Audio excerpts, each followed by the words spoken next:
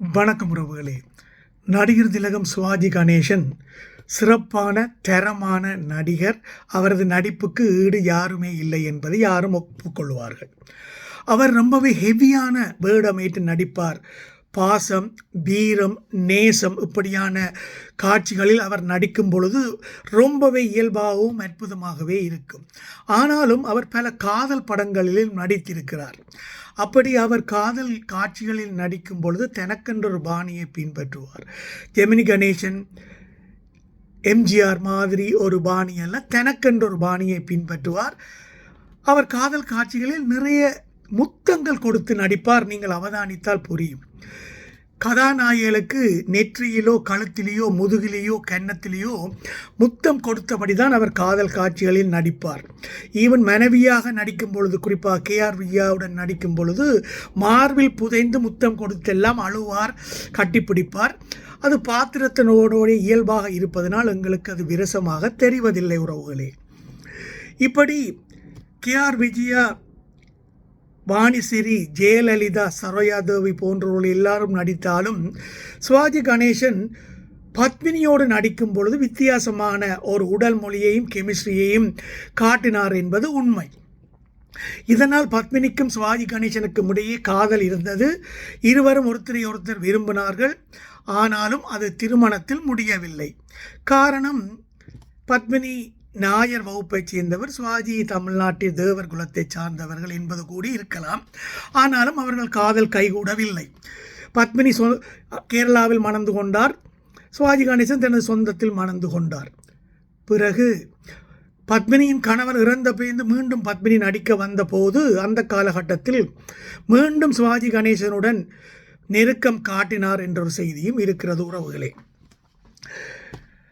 தில்லானா மோனாம்பாள் படம் நடிக்கும் பொழுது பத்மினிக்கு 38 வயது. அது ஒரு கட்டத்தில் சிவாஜி கணேசன் சொல்லுவாராம், பப்பியம்மா உனக்கு இந்த படத்தில் 18 வயது கரெக்டர் தான், அதனால் அதை உள்வாங்கி என்னுடன் கொஞ்சம் காதல் காட்சிகளில் நெருக்கமாக நடிக்கப்பார் என்று சொன்னாராம்.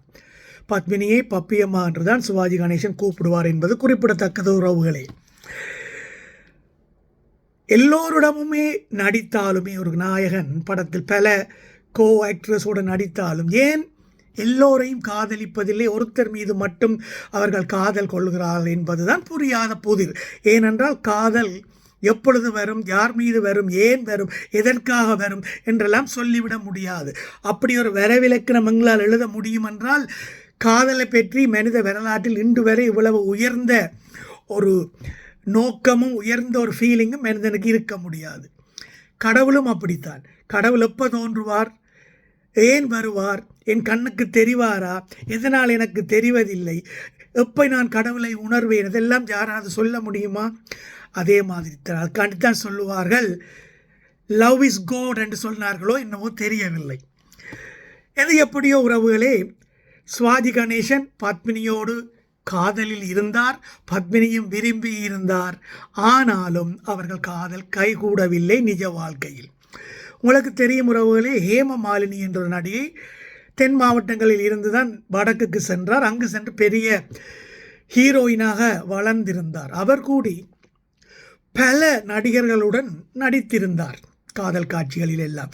ஆனாலும் மனமான தர்மேந்திரா மீது தான் காதல் கொண்டார். ஏன், அதுதான் யாருக்கும் புரியாது என்று சொன்னேன்.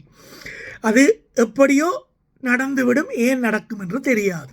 சரி, கேஆர் விஜயாவுடன் நடித்த படங்களில் குறிப்பாக செல்வம், இருமலர்கள், எதிரொலி அப்படியான படங்களில் ரொம்ப நெருக்கமாக நடித்திருப்பார் சிவாஜி. தங்கப்பதக்கம் அதுக்கு ஒரு சான்று. தங்கப்பதக்கத்தில் எல்லாம் கேஆர் விஜயாவின் மார்பில் புதைந்து அழுவார்.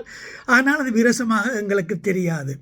இன்னொரு படத்தில் எங்க வீட்டு ராஜாவுக்கு இளமை திரும்புது என்ற பாட்டில் கேஆர் விஜயாவோட அற்புதமாக ஜோடி சேர்ந்து நடத்தியிருப்பார் உறவுகளே. எப்படி எம்ஜிஆருக்கு சரோஜாதேவி கூடுதலாக மேட்ச் ஆச்சுதோ அதே மாதிரி தான் சிவாஜி கணேசனுக்கும் பத்மினியோட நடிக்கும் பொழுது ஒரு கெமிஸ்ட்ரி கூடி ஒரு மேட்ச் அப்படியே தெரியும் பார்ப்பவருக்கு உறவுகளே.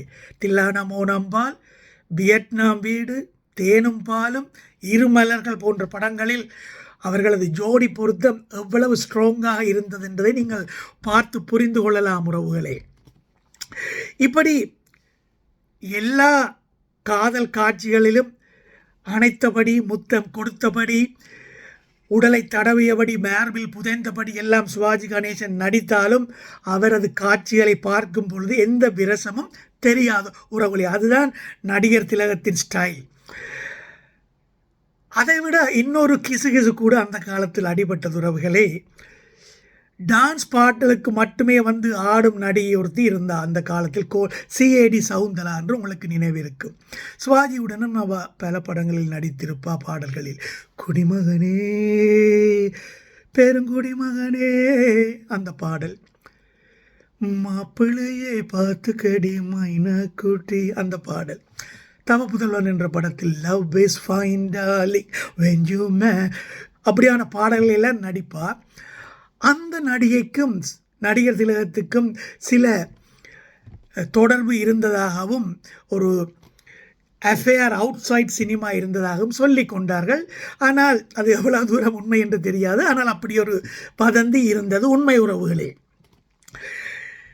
வாணிஸ்ரீயுடன் வசந்த மாளிகை படம் ஹிட்டானதுக்கு ஒரு காரணம் உறவுகளே போஸ்டர். அந்த போஸ்டரில் நடிகர் திலகம் வாணிஸ்ரீயை கழுத்தில் முத்தமிடுவதாக அமைந்திருக்கும். வாணிஸ்ரீ கழுத்தை தூக்கியபடி இருப்ப சிவாஜி கணேசன் கீழே மார்படியில் தலையை வைத்து கழுத்தில் முத்தமிடுவதாக போஸ்டர். அந்த போஸ்டர் தமிழ்நாடு முழுவதும் பட்டி தொட்டி எங்கும் ஒட்டப்பட்டதால் அந்த படம் இவ்வளவோ பெரிய ஹிட் ஆனது உங்களுக்கு நினைவிருக்கும் உறவுகளை. இன்றைய காலகட்டத்தில் நடிகர் சிவாஜி கணேசனை பின்பற்றி புது இளைஞர்கள் நடிக்க வருகிறார்களா, நடிப்பை கற்றுக்கொள்கிறார்கள் என்றால் இல்லை என்றுதான் சொல்ல வேண்டும். ஏனென்றால் இன்றைய நடிகர்கள் சினிமாவுக்கு வருகிறார்கள், நடிப்பை கற்றுக்கொள்கிறாரோ இல்லையோ, முகபாவனையை கற்றுக்கொள்கிறார் இல்லையோ, ஏதோ பஞ்ச் டயலாக் பேசுகிறார்கள், அப்படி இப்படி உடலை வைத்து ஆட்டம் ஆட பழகி கொள்கிறார்கள், மக்கள் செல்வாக்கை பெற்றுகிறார்கள், அடுத்த ஸ்டெப்புக்கு போகிறார்கள், கட்சி ஆரம்பிக்கிறார்கள், குறுகிய காலத்தில் ஆட்சியை பிடித்து விடுகிறார்கள், சிஎம் பதவியில் அமர்கிறார்கள். அவர்களை பொறுத்தவரையில் நடிப்பு, கட்சி, தேர்தல், ஆட்சி, அதனால் அவர்களுக்கு நடிப்பும் சரியாக புரிவதில்லை, அரசியலும் சுத்தமாக புரிவதில்லை என்ற நிலைமைதான் இன்று இருக்கிறது உறவுகளே. அன்றைய காலகட்டத்தில் ஜெமினி கணேசனை காதல் மன்னன் என்று சொல்கிறார்கள். அப்படி என்றால் நடிகர் திலகம் சிவாஜி கணேசன் காதல் சக்கரவர்த்தி.